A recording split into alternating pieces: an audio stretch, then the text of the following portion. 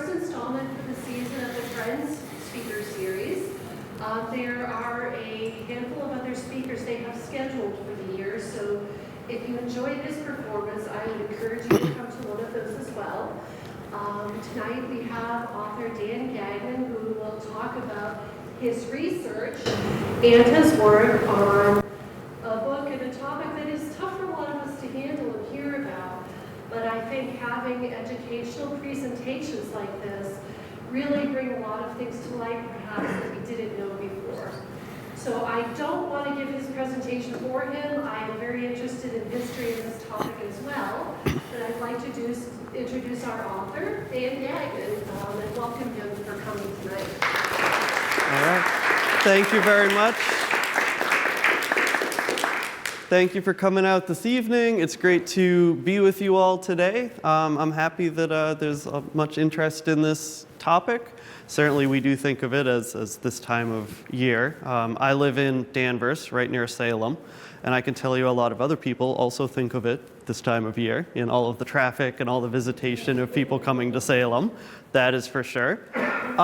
With the story of the Salem witch trials, it's one of these topics that was near to me literally as I lived down the road from some of the memorials to the victims of the witch hunt, some of the historic sites that have been fortunately preserved over the years. But I think for a lot of Americans, it's one of the earliest events, significant historical events that we're introduced to in school. Other than, we think of like the Mayflower, we think of the first Thanksgiving, and then we don't really think of the 1600s like ever again. The witch trials is kind of the only other one. And it's probably one that people are introduced to maybe perhaps in English class rather than history class, maybe reading The Crucible, maybe reading other fictional stories.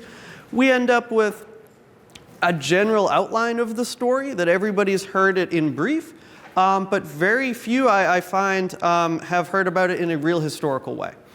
With my work with the witch hunt, my research, I had decided that I wanted to write a book about the witch hunt because I thought there were several aspects that hadn't been fully explored. First of all, when I started telling some people in Danvers, in Salem, that I was writing about the witch hunt, I typically got the same question in response. And it was always like very nice, it was always like very polite, but what it came down to was, aren't there already a lot of books about the witch hunt? Like, do we need another? Was seemingly the implication. And I saw what I thought was missing among the books on the witch hunt. There are some fantastic other works. There are some that are really scholarly, some that look at economic issues, social issues, political disputes, a whole kind of variety here. But the problem is this event is huge. We have, during a 10-month period about 10 months, in 1692, almost 200 people accused of witchcraft, 19 will be hanged, 1 will be pressed to death, and at least 5 will die in jail. It's just a lot of people. There's a lot of people in this event. And if you think of those almost 200 cases and think about each of those cases, you'd also have to talk about the people who accused them, the people who defended them. You're into like hundreds of people. And if you ever read a book that's trying to tell you about hundreds of people, you're never actually going to get to know the story or how it affects human beings. It's just overwhelming with details. It's too many details. It becomes almost statistics. So for my project, I sought early on to write a biography, because I felt like a biography of one of the victims would best show how it is a human story, how it is a tragedy, and how people's lives were actually changed by this event. I wound up picking Rebecca Nurse and, by extension, of course, the Nurse family, kind of in a larger sense, and their role in the witch hunt, for another good reason. I mentioned biography, sure, but I also mentioned there's a lot of people I could have picked, unfortunately. I picked Nurse because in 1692, she was the case that seems the least likely out of all of those who are accused. We know that they're all innocent. They should have all been unlikely cases. These are all innocent victims. But hers stuck out then, and later on, she'll be the first person to get a memorial in her name. So even to later generations, she sticks out then too as this unique case. I hoped that by picking the least likely of the accused, it might actually draw out more understanding, more information about how the witch hunt could happen. Unfortunately, there are a few people accused that year who we can kind of really narrow down. Something happened in the past that led to them being accused. That's the explanation. And that doesn't actually tell us much about the society. It doesn't really tell us much about the problem. So the unlikely case I thought was the best. With Nurse herself, our story and hers revolving the witch hunt takes place in Salem Village in 1692. Now, Salem Village today is primarily the town of Danvers. I'm a Microsoft Paint genius, so I added 2 blue lines to our map. It's very high tech, and I think I have a laser pointer. Yeah, so between the blue lines and the black, that is the town of Danvers today. So it's most of Salem Village, with this being Middleton today. So some of it wound up as Middleton. That is the focus of our story, not the city of Salem. But with Nurse herself, she is a first-generation settler. She's actually born in England, so her story begins quite far away. She's born in 1621, so by the time of the witch hunt in 1692, she is 71 years old. She's one of the older people accused. But with her young life in England, she grows up on the East Coast, which is across the English Channel from the Netherlands. It's like the far side of England from here. She's born into a Puritan family during a time when England is very chaotic. We're heading towards the English Civil War a little while after she leaves England, but it's really chaotic mostly due to religious disputes. You have the established Church of England, the Anglican Church led by the king, but Rebecca is born into a Puritan family, which was a more radical Protestant sect, definitely more extreme as they were seen at the time. And they are not very welcome to practice their religion in England. Because the church was led by the king, a religious disagreement was also automatically a political disagreement, and that's how the Puritans wind up in trouble.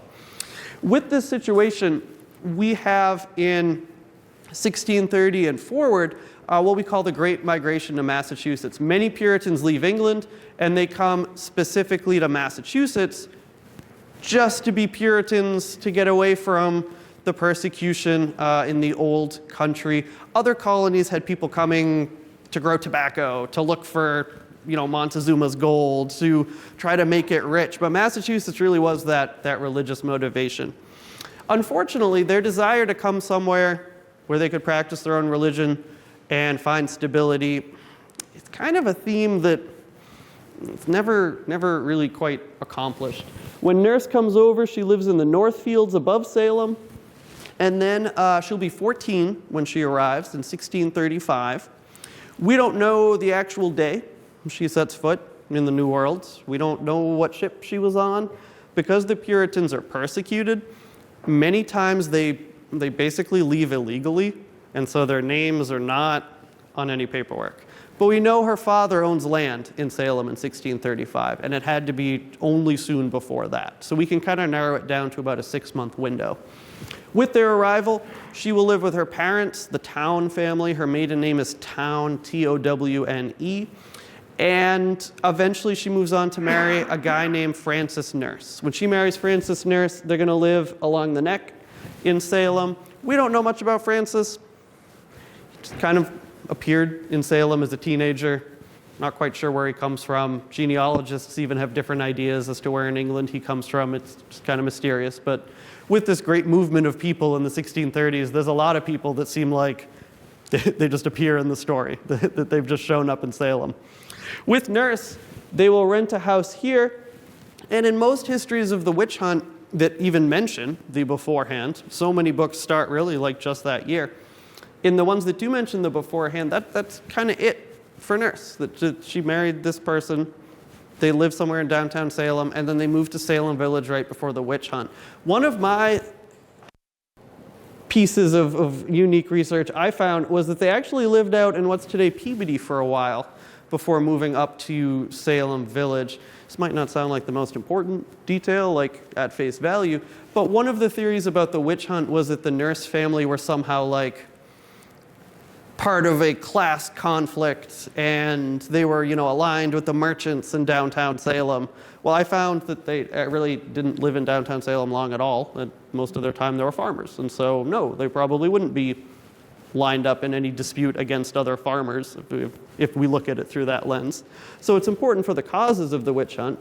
In 1678, they'll move to Salem Village, 14 years before the witch hunt.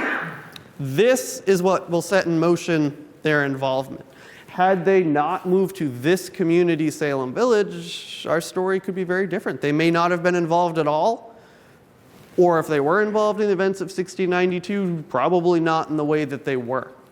This move to Salem Village is another sort of like unfulfilled hope.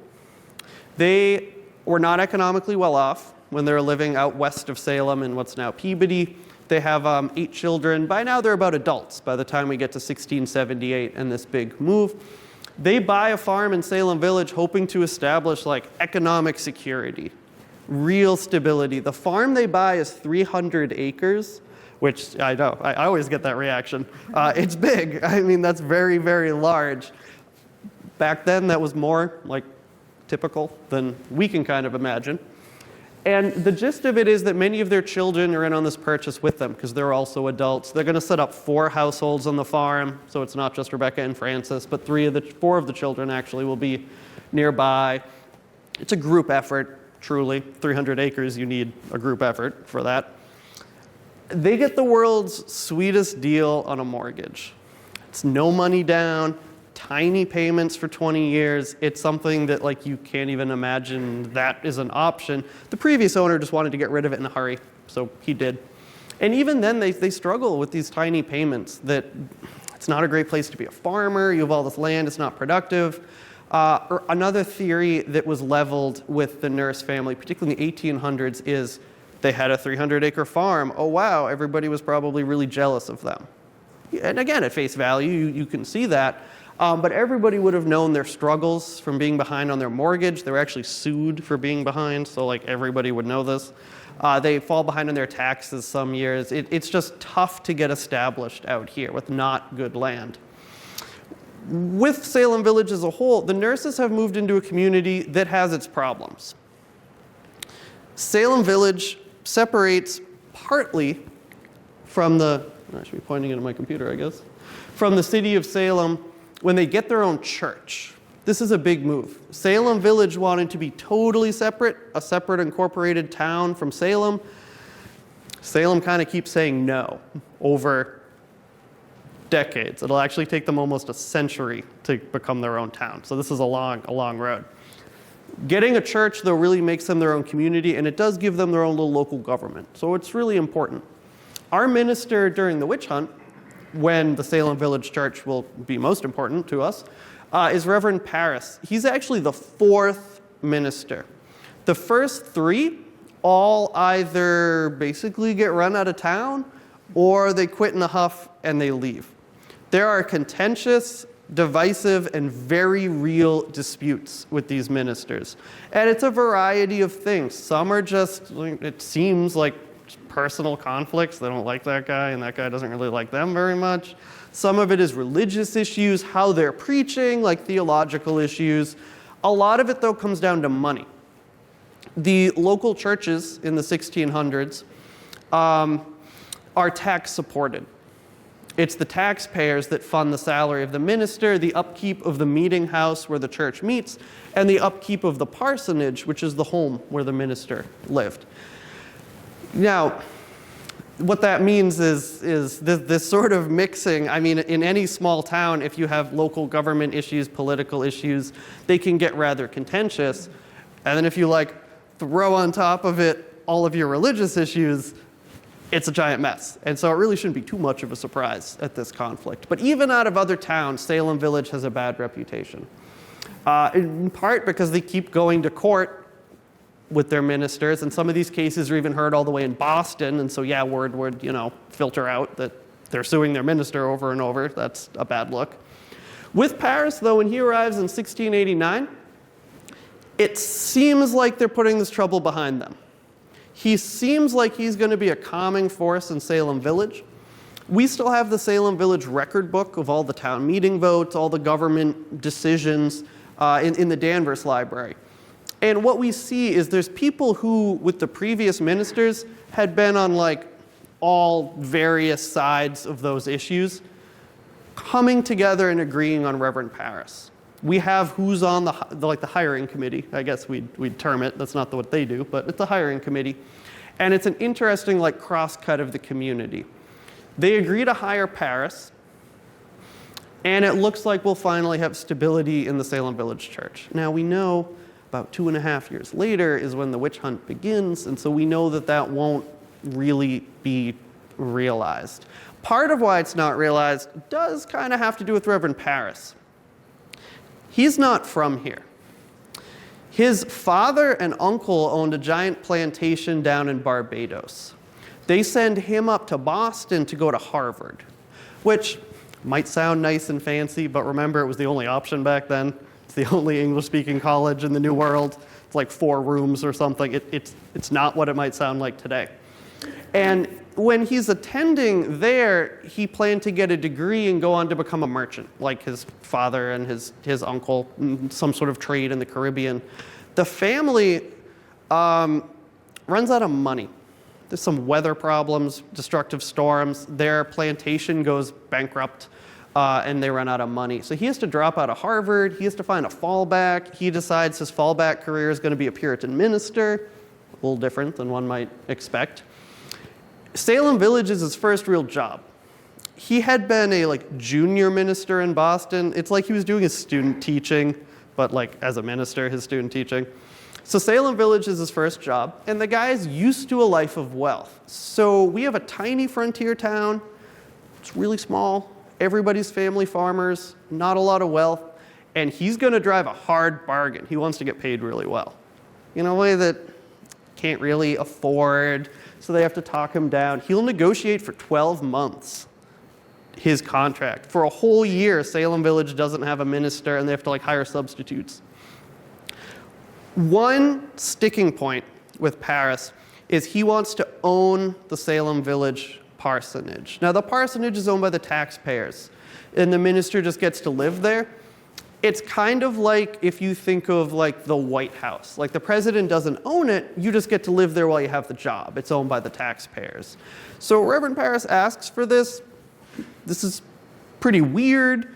It's not a typical request. Statistics have been done as to what communities owned their parsonage versus the minister. And in all of Massachusetts, the only example was Topsfield, and that was a unique situation.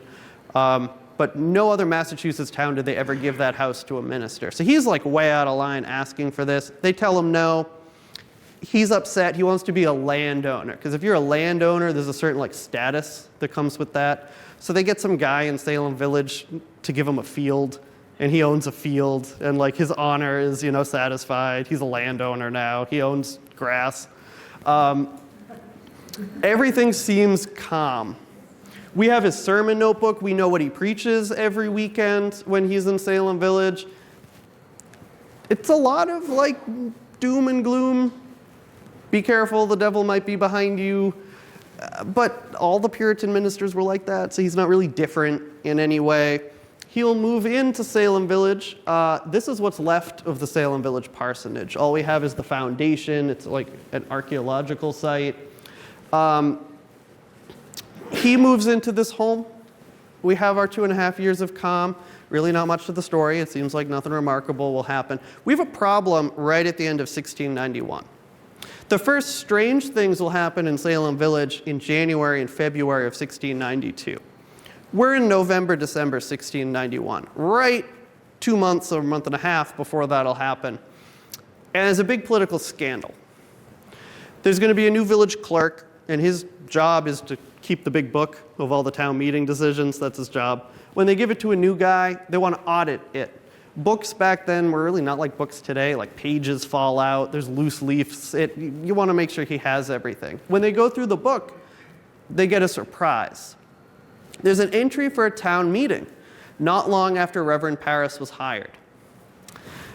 Nobody remembers the town meeting happening. Just a red flag, right away. You can't have a secret town meeting. It's not how it works.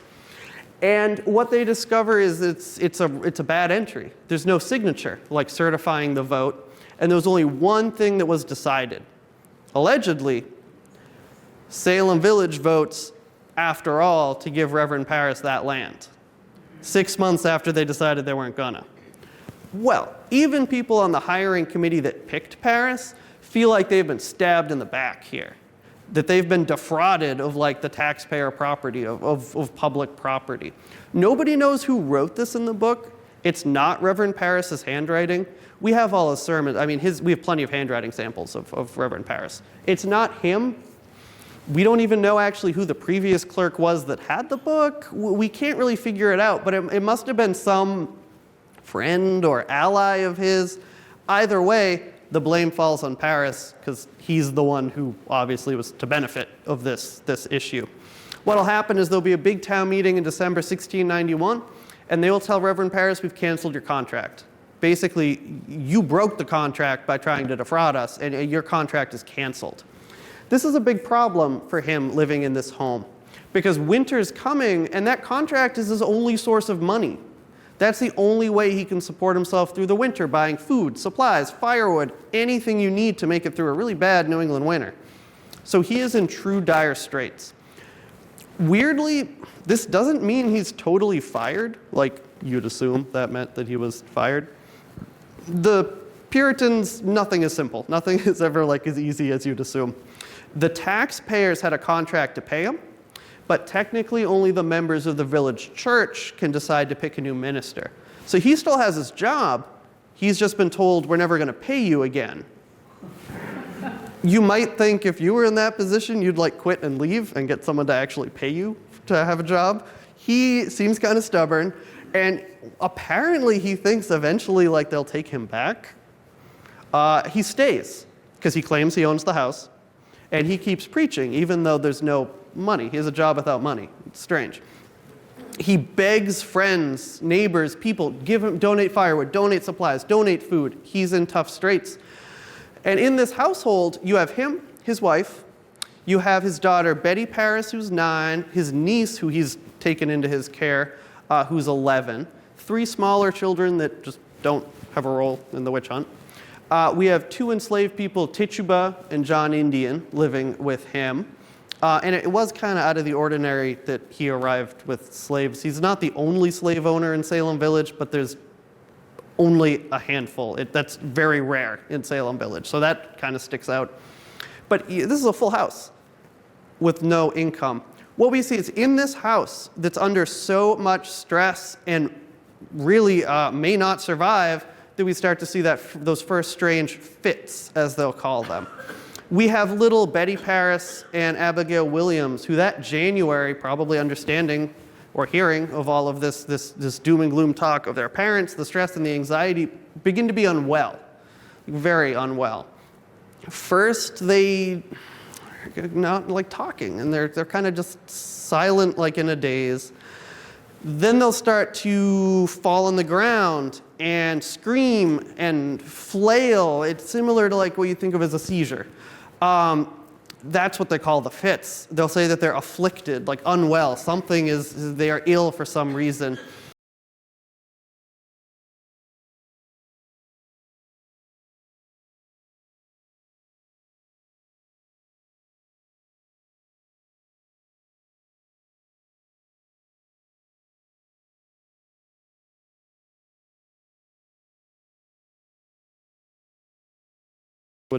I don't know why they always float, but that's what people always say, that they see an image there.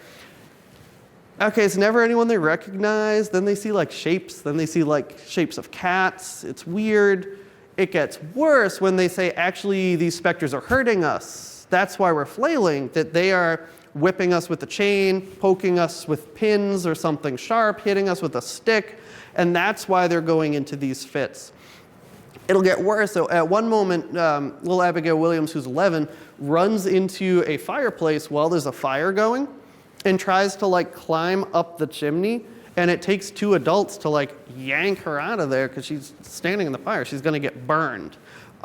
Reverend Parris and Mrs. Elizabeth Parris had to have been truly frightened by this. Now, when you see some programs on TV about the witch hunt, Reverend Parris gets a very bad rap. He's often blamed for like the whole thing. It's not 100% fair. He does deserve a lot of blame as things like get going. But when he's portrayed as like the puppet master of all this, using accusations for his own revenge, it really doesn't make a lot of sense here that this would have been on purpose. He still thinks he can get his job back, and having the weirdest thing that anybody's ever heard of happen in your house really is not going to help him get his job back. So like, this is not in his interest, and they keep it quiet. They try to keep it quiet for a couple weeks, and then it spreads. It'll spread to older teenage young women in their early 20s, women in their 30s, who live not next to them. Some out west, what's today like Middleton, some in the east along the border with Beverly. And at that point, like everybody knows, I mean, it's not a secret anymore. They're gonna call doctors because they think it's an illness. And it'll be one of the doctors who says they're under, quote, an evil hand, meaning witchcraft.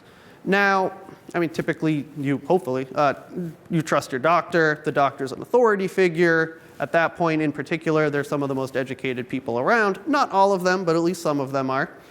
So when the doctor says this, and truly no other way that the average Salem villager can explain something this weird, they believe it. And they take that up as the like cause of this. The Puritan view of witchcraft is not that it can just like happen to you. There needs to be another human being doing it to you. So that really turns it into a criminal investigation. Somebody, or they've said they've seen a whole bunch of specters, so probably a bunch of people are doing this to them, and they need to figure out who it is. The afflicted will be asked for a couple weeks to name names, and they don't. They don't seem willing to. Again, it doesn't really seem like pre-planned in any way there. They don't seize that opportunity. It seems maybe that the adults start potentially suggesting names, because the first 4 people who are accused are all people who kind of would have been likely suspects at that point. Historians have gone through all New England witchcraft accusations, even beyond like just the Salem ones, and statistically determined like what factors might make you more likely to be accused. It could be things like religious disputes, disputes with the local government, fighting with your neighbors, fighting with your family. If a woman somehow inherited a lot of property, because that was a very rare and almost not possible situation, so that's a really weirdly unique situation for the 1600s. Things like that. With the first person accused, it will be Tituba, who is one of the enslaved people in Reverend Parris's household. For a lot of reasons, she would have stuck out in Salem Village. She's an indigenous person. She's not English. She's not originally a Puritan. She's not from there. And she lived right in the room where everything started. So even just like proximity would be suspicious. Next up is Sarah Good. Sarah Good is poor, a beggar, and she says mean things. And she's not really liked much in Salem Village. She'll be accused. You have Sarah Osborne, who got into a lot of very public, like in public places, fights with her family. It's a really bad look at that point in time. Moreover, her husband had died, and very soon after he died, she married their live-in servant. That seemed like maybe a little quick, and people were talking, like, was something going on before her husband died? That's a scandal. And the fourth one is Martha Corey, who lives in Peabody and also had some tough relationships with others. What we see with these 4 when they're accused, they have their initial hearing before the judges, and I mean the community will just assume that they're guilty. Many of them at their hearing before the judges, which your first hearing, it's like if you turn on the nightly news and it's like an arraignment. The only decision the judge is making once you're accused is, are you going to be held for trial, let out on bail, or are they going to dismiss the accusation because it's frivolous? They'll keep everybody for trial in 1692. So with that decision, all 4 of them will be sent to jail. And the way the questions are asked to them, it's just clear the assumed guilt. John Hathorne and Jonathan Corwin are the two judges, Hathorne being the Nathaniel Hawthorne connection. In Corwin, his house is still in downtown Salem. It's known as the Witch House today. With John Hathorne, he seems to be the one who's always talking at these hearings. Corwin, I guess, doesn't really get many words in. But John Hathorne will start not by asking the accused, are you a witch? Are you guilty? What do you think of this accusation? But many times he asks, how long have you been a witch? As his first question. So you know right away what he is assuming about you. When we get to our fifth person who's accused, we get to Rebecca Nurse. And Rebecca Nurse fits none of those statistical categories that would make someone likely to be a victim of a witchcraft accusation. The only high-risk group that she's in is just because that she's a woman, and so the vast majority of witchcraft accusations are against women. That is the only sort of box that's checked on these statistical sheets of what would make her likely to be accused. That's it. She got along great with her family. Once she's accused, her neighbors will support her. They get 39 of her neighbors to sign documents supporting her, which in a tiny farm town, 39 neighbors is the whole section of town. She was an important member of the church, so no religious disputes. She didn't own land herself, none of that. So none of these categories. When Nurse is first accused, prior to her being actually charged, her husband is downtown in the village, and he hears the accusers start to mention her name. Francis Nurse is very clever. He also had a lot of court experience, either getting sued or suing people. So he knew what to do. And he decides he's not going to be the person to go home and tell Rebecca, you might be accused of witchcraft soon. Rebecca is actually ill. She's home ill, she says, for 8 or 9 days prior to her arrest. Some stomach problem. We don't really know the details here. He gets important people from Salem Village to come to the house as witnesses. And they write down her reaction, already planning her defense case, even though she hasn't actually been charged with a crime. She will be arrested late March 1692. Pointing the wrong way again, I guess. Oh no. Oh, here we go. She's arrested. She's taken to the Salem Village Tavern at first. There, we believe she's chained up, waiting the two judges who live in downtown Salem to make the horse ride all the way to Salem Village. After that, she's taken to the Salem Village Meeting House. This is a copy at the Rebecca Nurse homestead. The original was torn down in 1700, but fortunately we still have the plans, so they could rebuild it. It's built in 1985, so it's a new building. It's not an old building. But that's exactly as it would have looked. Up front, if you look at the bottom right, where the table is, you'd have two judges facing the audience, I guess. She would be at the front of the audience being questioned. At her hearing, the judges will treat her differently. At first, it's very similar. There's assumed guilt. It's clear that just like the others, they are going to begin by assuming she's guilty. But she stands there, and she doesn't have great rhetorical statements or giant speeches or anything. It's just she's insisting that she's innocent. Over and over again, when they ask her about witchcraft, she says, I know nothing of it. When they ask her, is there another way you can explain these fits? She kind of says no, but nobody had another explanation. She insists over and over that she's innocent, she knows nothing of this crime, that she is innocent, and eventually the judges, who would have encountered her prior to this, Salem Village, not a big place, you would have at least been vaguely aware of each other, they will let up. And they'll ask questions, unlike the previous cases, that almost are giving her an out. They'll say, well, if you're not doing witchcraft, is there another way that we can explain this? They're trying to give her an off-ramp here. What happens, though, is at this hearing, in the crowd, where the congregation would have sat, but in this case it's just the audience, are her accusers, these afflicted accusers. And when the judges let up on their questions, their fits will ramp up. The flailing, the screaming, the pointing, saying that Rebecca Nurse's specter is over there, even when she's standing right here in front of the crowd. In particular, we have Mrs. Ann Putnam, who's in her mid to late 30s. She is Rebecca Nurse's basically like primary accuser at this point.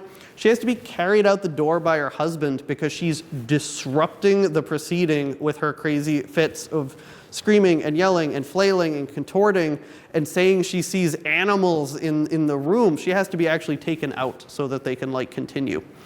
After fits like that happen, the judges go right back to their hard-nosed questions because there's no other way to explain those fits.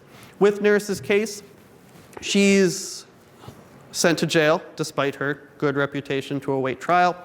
She'll be sent to jail in downtown Salem. The building doesn't exist anymore. She'll be sent then to downtown Boston because they run out of room. With Massachusetts, we think of the Puritans as really like, I don't know, straight-laced and like law-abiding people, and that's not really true. They committed a whole bunch of crimes. There's like the Essex County court records has people being arrested for like getting drunk and setting things on fire and bad things. But they had never arrested 200 people at once before like they're going to do during those months in Massachusetts. So they just don't have room. That's why they send people to Boston, they send people up to Ipswich, they send people to Charlestown. Just like any jail space they could find, they sent people. Eventually, Nurse will be transferred from Boston back to Salem for a trial in June. Nurse's trial is going to be at the second sitting of a new court. Massachusetts gets a new charter, whole new government that May. Governor comes in from London, and he walks into the middle of this. Has to figure out what to do. There's already dozens of people in jail on charges of witchcraft, so he sets up a court. The first person put on trial is Bridget Bishop, who you notice I haven't said anything about. She's not one of the first people accused. Different reasons as to why they might have picked her. Basically, the prosecutor could pick whatever order he wanted. He probably picked her because he thought it was like an easier case to convict, and he wanted his first case to be a conviction. Bridget Bishop had some disputes in her past that were not going to lead a lot of people to come defend her. Bridget Bishop is convicted by the 12-man jury, and she'll be executed at the beginning of June. 2 weeks will go by before Nurse is put on trial. In that intervening time, a lot of leading ministers in Massachusetts will write to the governor. These ministers will be the biggest critics of the witch hunt. Often not how it's portrayed, also in like television programs. Locally, Reverend Parris is in on the accusations, but like Massachusetts overall, the ministers were really voices of caution. They do believe in witchcraft, but they don't think the court is actually proving these people guilty. They don't think the process is good. They don't think that people are actually being proven to the degree that they should have been. So they tell the governor this, and the governor just brushes them off. So there was hope that at the second sitting, there could be changes, there could be improvements, changes to rules of evidence. Now, Nurse and the other half a dozen women put on trial at the end of June are going to be put on trial just as Bridget Bishop was, and all of them will be convicted. Despite Nurse, out of everybody who's put on trial in 1692, she has the best defense case. Her family has not given up on her like some other people's family members did. The reason other people might have given up on their family member is you didn't really want to be seen as like sticking up for someone accused of witchcraft. You know, people might point the finger at you next. But the Nurse family stands by her. She's in jail, so she can't be like collecting documents or like building a defense case. She needs their help. You couldn't have a defense attorney back then. That wasn't a job. It just like didn't exist. That wasn't a category of a profession. So it's her husband, her sons, her daughters who bring this evidence together. 39 neighbors signing a petition that she's a good person. Other people filing depositions that they can't believe someone with this reputation would be accused. There's some depositions that are basically attacking the accusers, pointing out instances in the past that they had been known liars. They really shred Abigail Williams, the minister's niece, her reputation. She won't testify in court again after this round with the Nurse family. They really kind of expose her. So that is significant. But nonetheless, even though the jury initially has doubt, she will be convicted. Well, a couple weeks go by until like a sentence is carried out. In the intervening time, the Nurse family still isn't done. They are going to try to appeal. We really have no idea who they're going to appeal to, because it unfortunately never happens. Probably the provincial legislature was usually the court, but we have a brand new government, the laws are new, It's kind of vague. There are legal historians smarter than I who are lawyers. Can't really figure out like where the case would go, so we're not sure. What they get from the governor is a reprieve. It's not a pardon. It means they're not going to execute her. It's like a pause until there's an opportunity to appeal. So they get that. So clearly you could appeal, even if we don't know who. We're not really sure.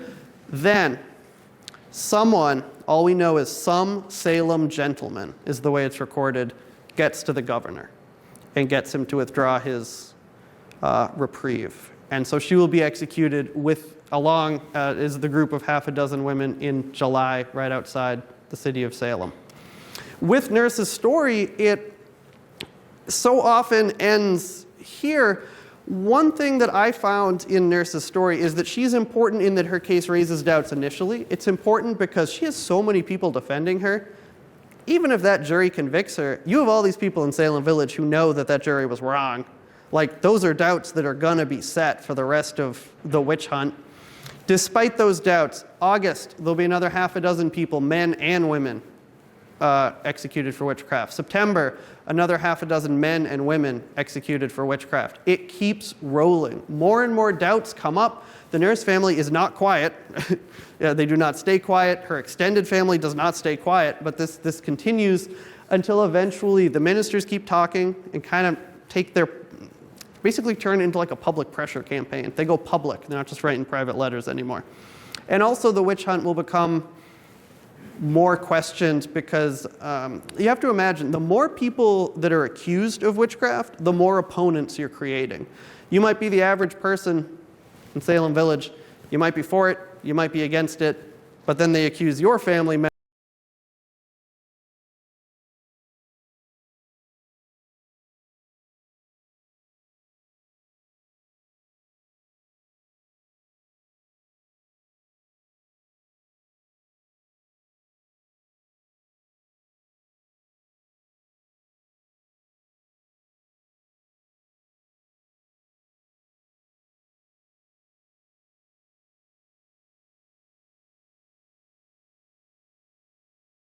So you could go back to your farm and the guy next door could have been the one who accused your sister, your brother, your mother of witchcraft. How could a community ever come back from this? Well, one important thing is they really won't until they get rid of Reverend Paris, who still is there because he claims he owns that house still. He's going to be in Salem Village for 6 more years, till 1698. All through these 6 years, there's a big section of the village that's boycotting his church because he testifies against Rebecca Nurse at her trial. He testifies against Rebecca Nurse's sister. He'll testify against plenty of other people in Salem Village put on trial. Those families are not going to go pray with Reverend Paris ever again. It's not that they don't go to church. They just would go to Topsfield instead of Salem Village, or go to downtown Salem instead of Salem Village. They just went to one where he wasn't there. Once Paris leaves, the community can come back together. There's a new minister in Salem Village, and we have no consequences for the accusers. None will ever apologize. It's often said that Ann Putnam Jr., who was an accuser in 69 cases, she'll later make a statement to the Salem Village congregation as an adult. She says she feels really bad. She specifically mentions Rebecca Nurse. That's the only specific name she mentions out of those 69 cases. She says the devil made her do it, and it's her father's fault. Her father's long dead, so it's easy to shift blame onto a dead person. So no, that's not really an apology. The judges will face no consequences for their actions. Only one, Samuel Sewell, is the only one who ever apologizes. And he says 2 years after this, basically in 1692, I did what I thought was right, and now I know it's wrong, and nothing I will ever do will be able to make up for my actions, even though he thought he was doing the right thing. With the Nurse family in Salem Village, we see a family that will continue to live on our farm, continue to be important members of the community, and in the 1880s, we're coming up to the 200th anniversary of the witch hunt, which would be 1892. In the intervening time, only about 20 years after the witch hunt, they had her name officially cleared, that Massachusetts went through and expunged the record. It doesn't do Rebecca Nurse any good, but for the family that they've made a point that was wrong, that decision was wrong. And for the 200th anniversary, they want to build a memorial. They start fundraising, and they get a big outpouring from the local community, now called Danvers, not called Salem Village anymore, and that they do want to remember Rebecca Nurse. It's really remarkable how well it goes. They actually raised the money early, so instead of 1892, they just put it up in 1885. It went quicker than they expected. Why wait? So they do, and it's this little obelisk here. It's in the Nurse family cemetery with all of her descendants' graves around it. We have the minister of the First Church of Danvers who gives a great statement about how we need to acknowledge wrongs in the past, even if they were done by our own community. Really like trying to wipe the slate here and acknowledge a true wrong that was done. It's great. I mean, I kind of would have no notes for his sermon this day. It really hits the themes you'd want. Also, the minister of downtown Salem, who's a little more dancing around the issue. With this event, though, it's not just the first person from the Salem witch hunt who has a memorial to them. This is the first person in the Western world. They claim the first person in the whole world. It's kind of hard to prove. The first person who is accused of witchcraft and ever got their own memorial, marking them as innocent. This is like a world historic moment here. It is reported, the New York Times sends a correspondent, which back then was a bigger deal because they had to come all the way from New York to Danvers, so that is a bigger deal. It's reported in newspapers in Paris, in London, in Australia, in the Netherlands, way out west in the Dakota Territory. They were even in Germany, there's German language newspapers. It is really a worldwide event. Of course, we get a picture in the Boston Globe. Like the whole 2/3 of the front page is this story. Now, my picture here is from 2017. This is the monument. That's how it looked at the 325th anniversary. That's what it really looks like. I want to bring you back to that Globe page. I don't know. It's like the Washington Monument or Bunker Hill or something. It's not that big. It's not. I don't know if they had to fill space or what their artist is doing here. They get a little carried away, I guess. But Nurse's case in 1885 is clearly unique, that they clearly pick her and only her. In 1892, the city of Salem considered building a memorial to everyone. The Essex Institute, like the Historical Society, brings up the idea and it goes over like a lead balloon. Salem is not doing that. They even have land to build it on and they decide no. It's too soon to dig all of this up. But Nurse's case is okay, that it stands out somehow in that community. With the others in the witch hunt, they won't be memorialized until 1992. All the other victims, the 19 hanged, 1 pressed to death, the at least 5 who die in jail, until, I know it's a little washed out here, the town of Danvers builds the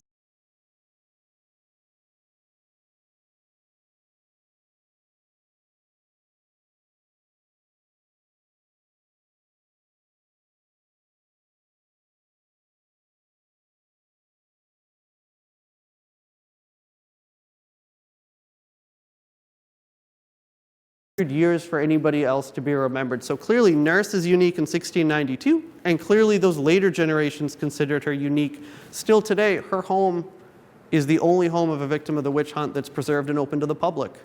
There are other houses of victims that exist. Nobody has made them a museum. So clearly that this is a unique case, which is why I picked her, and that's what I wanted to share with you all this evening. So thank you so much for having me. I'd be happy to take any questions you have, but I appreciate you coming out to hear about Rebecca Nurse. So thank you very much.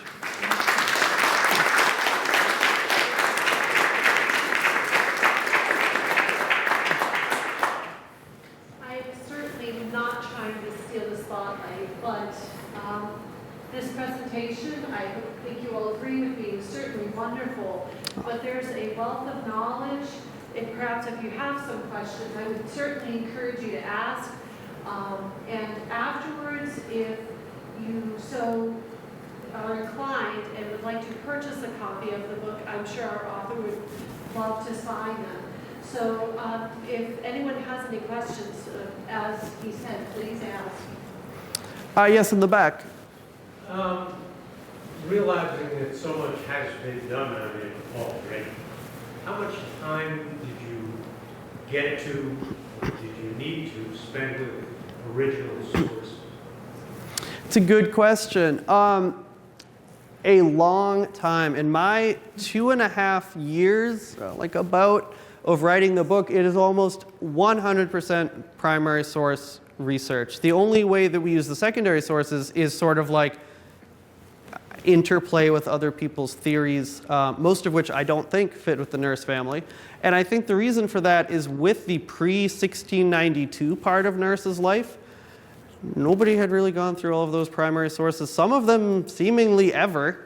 That there are inaccuracies. People don't even agree on where she lived. Some people think she lived in Topsfield. She never lived in Topsfield. Other parts of her family did. So there was just a lot of assumptions because they hadn't gone to those records, like where the nurse family owned land.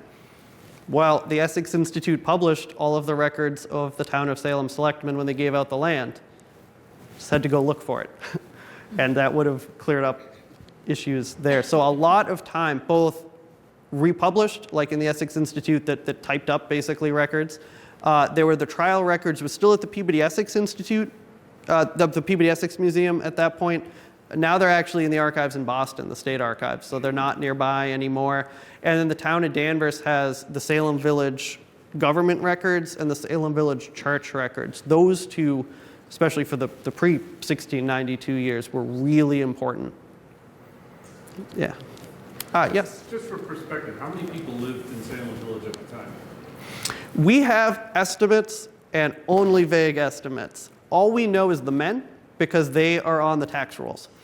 We think historians have, it's not my calculation, but the general assumption among historians is the two together is about 1,800, and you'd have about 400 in Salem Village and about 1,400 in Salem town. That's our best guess, and it seems to make sense to me as well.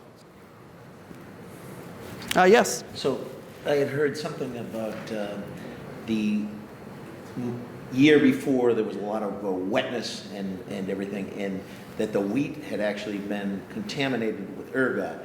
Do you think that that's a viable thought to, produce a hallucinogenic effect upon some of the accusers? This is an excellent question. This is a theory that often, I don't know, I think it's maybe one of the more popularly known. It's something especially with like television, I think of at least, with television specials about the witch hunt they mention. So yeah, this ergot mold that grows can be hallucinogenic. And the idea is, they were saying that they saw things. Could it have been this biological reason? Really, none of the biological reasons hold up because their fits will happen at moments where you can't, a sickness is not convenient as to when it appears and when it disappears. Like in Nurse's hearing, when I mentioned that Mrs. Ann Putnam had to be carried out of the meeting house, the moment she crossed the threshold outside, she was fine. They actually took that as evidence against Nurse, because it's the moment she was out of her presence that she was fine. Whereas that's probably not the first way you thought that would go. So it's too convenient. With ergot itself, it's a theory that comes out, and I always pick the wrong year. It's either 1976 or 1978. And it's in the journal Science that it's written about. And about 6 months later in the same journal, someone else writes an article that entirely refutes it. That's 50 years ago. Still, it's such a commonly held theory, though. It's one that you hear about all the time, which is why I'm happy you asked, really, that's important. But it just doesn't work. And more so, with ergot itself, one of the main reasons is people knew about it at the time. So when they went to all those doctors, they should have known ergot. That'd been around for a long time. Ergot that causes you to hallucinate also gives you gangrene, and fingers would fall off. We have a lot of really weird accusations in 1692. You can't use a lack of evidence as evidence, but I think if people's fingers were turning green and falling off, someone would have written that down. So I would assume that's not the perfect logical argument there. But really it's the idea that they knew what that was, and that the fits happen at convenient times, like when the judges are letting up their questions, when someone is passing a threshold. A physical illness, it's also been suggested, mosquito-borne, like encephalitis was suggested. Lyme disease was suggested, but none of those actual physical illnesses kind of work with the timing. But thank you very much for the question. Thank you. Any others? Yeah, yes, ma'am. I wonder if you could tell us more about Tituba, because I thought she was an enslaved person from Africa. Good. So Tituba is a real Oh, the question is to hear more about Tituba because we had previously heard that she was like an African slave instead of an indigenous slave. With Tituba, there's been a lot more research done, I don't know, the past decade or really two into Tituba. In all of the documents from the time, she's described as an Indian. She's an Indian woman. Reverend Paris is Indian. So definitely an indigenous person. As to where, there's some different agreement that it's somewhere along the top of South America, actually. And people have tried to trace the name with local language, and it's not perfectly agreed upon, but somewhere at the top of South America in a couple places is where historians think. In terms of why she becomes seen as being like a black slave, there was a great article, and I always forget the name of the author who wrote this. It's called The Blackening of Tituba. And what that historian found really is it's the 19th century writers. We have our first books about the witch hunt, like full-length books, are in the late 1800s. And if you talk to somebody in the 1800s and you use the word slave, they all assume they were black. And that's kind of the misconception. But all of the original records say they use the word Indian. So definitely not African. But that's an excellent question. Yes, ma'am. So along the lines of Tituba, I had heard that she was practicing voodoo with the girls, and that's why this whole thing started. Did you have any credibility on that aspect? Kind of similarly, no. Since voodoo was especially associated with like the African diaspora and enslaved communities, no, that she didn't have any background there. There's no evidence of them dancing in the woods or hearing stories about Tituba. Really, a lot of that's in the Crucible that Arthur Miller also assumed that she was black. So Arthur Miller describes that as her teaching the children something to do with witchcraft. There's only one example that one person writes that may not have even really happened about something fishy that they had done. And it's some little fortune-telling thing, and it's 100% an English thing. This is like British folklore. So it would not have come from her. That just wouldn't make sense. It's not like reading tea leaves, but you read an egg. You like put an egg in water, and it would tell you who your future husband might be. And somehow, I have no idea what you look. I don't know. But it's a British thing. So it wouldn't have been from Tituba. That's exactly what I heard until I forgot, but then when you said it, yes. Any?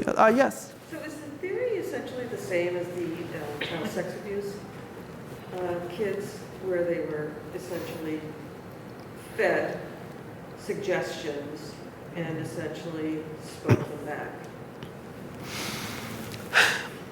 In part, I would say that our situation definitely begins with some sort of psychological issue.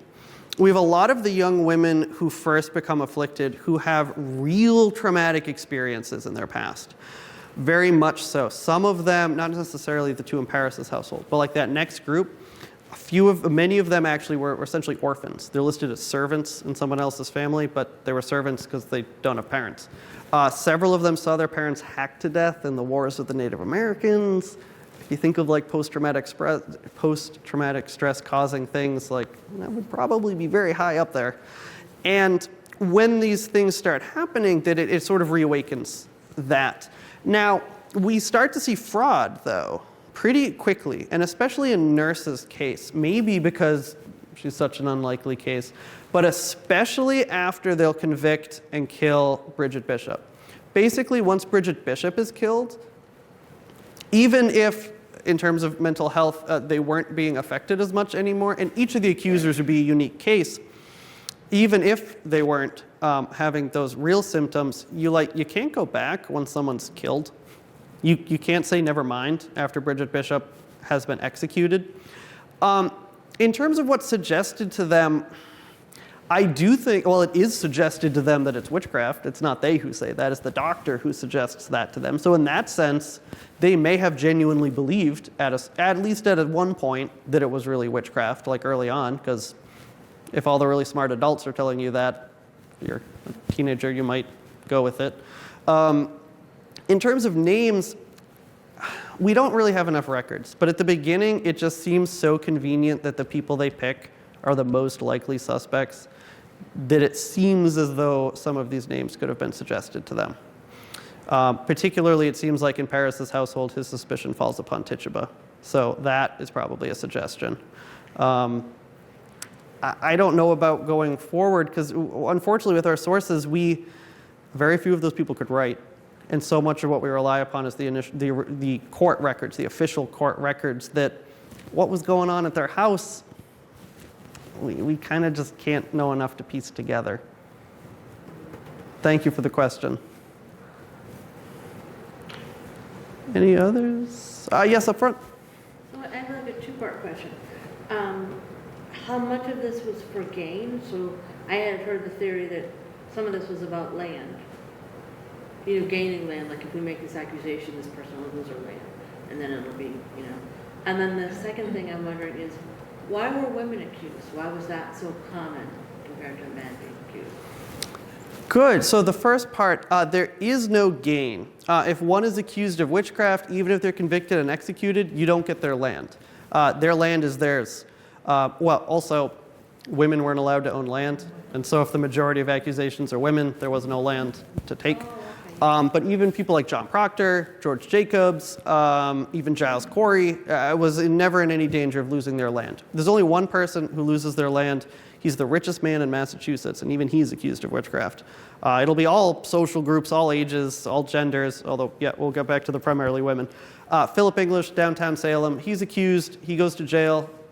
Maybe he pays someone. He gets out of jail and he runs away. And if you fled a felony charge, they could seize your stuff. Because you're on the frontier. I mean, if you're accused of a crime, you could totally disappear into the woods. And they wouldn't catch you. So they needed something in place to get you to not run away. He obviously runs away. He goes to New York City, where they couldn't arrest him, because it's New York City, I guess. And nothing against New York specifically, but just that's a totally separate colony at this point in time, a totally separate group of laws. And they didn't really like the Puritans very much. It disputes there is what I was meaning to allude to. And he comes back and he wants all his stuff back after the witch hunt's over, and he never gets it back because he was legally charged. He admitted he fled. Tough. He really doesn't like that. They'll also make it you can't sue anyone after the witch hunt is over. So he can never really get any compensation there. As to primarily women, that is a very deep question for me to answer. But yes, in colonial New England, it is also in Europe with European witch hunts, but especially the colonial New England ones, it is overwhelmingly women who are accused. Salem is interesting because there's actually a large amount of men. That's sort of like out of proportion. About a quarter of those executed are men, and about a third of those accused are men. That's pretty high. So that actually is sort of the unique part of it. With women, I mean, if we're just speaking of like what the Puritans believed, they believed them to be more susceptible to influences, and therefore basically like who would the devil try to pick on first would be women. That's really their like social view. And that doesn't 100% answer it, but I think that that's a real reason why they were more likely to believe a woman to be a witch.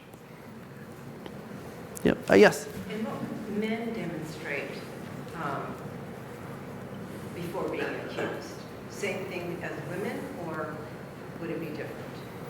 Oh, like the categories of what would make you most likely to be accused. Still with men, there's a lot less done because there's a lot fewer cases. So there's sort of not enough, I mean, pre-Salem, there's only a couple cases. So it's not enough of like really a sample size. With those in Salem, we'll see just some of the categories though. We'd see some people who definitely didn't get along well with their neighbors. We see some people that you could be envious of. You didn't get anything from accusing them, but you might still be envious. It's hard to imagine you're so jealous of someone that you want them dead. But in some cases, it seems like that way.